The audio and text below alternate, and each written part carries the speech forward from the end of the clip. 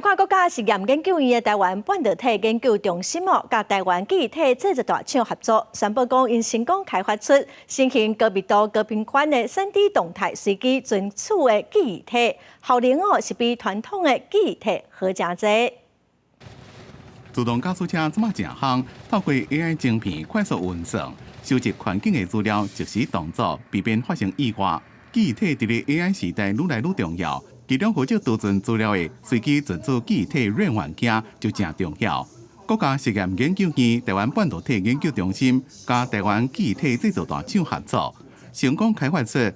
新型的高密度、高频宽3D 动态随机存储记忆体 3D DRAM， 比传统的记忆体有体积较小、频宽较快、效能较低、耐用度较高的优点。 希望把我们的记忆体跟我们的运算单元整合在同一颗晶片上面，不需要借由额外封装的技术，所以它可以更根本性的解决我们所需要的这个高频宽的这样的一个限制。高频宽记忆体内面的传统记忆体，基本的组成单位是一个电晶体，再加一个电容。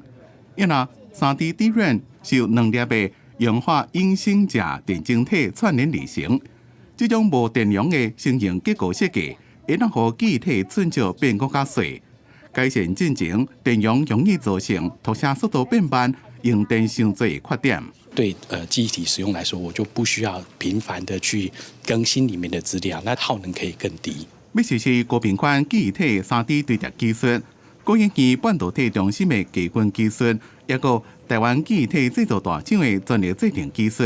双方专利合作。 将会大幅度减少制成的步骤，节省制作的时间，降低成本，创造双赢。公司新闻采访报道。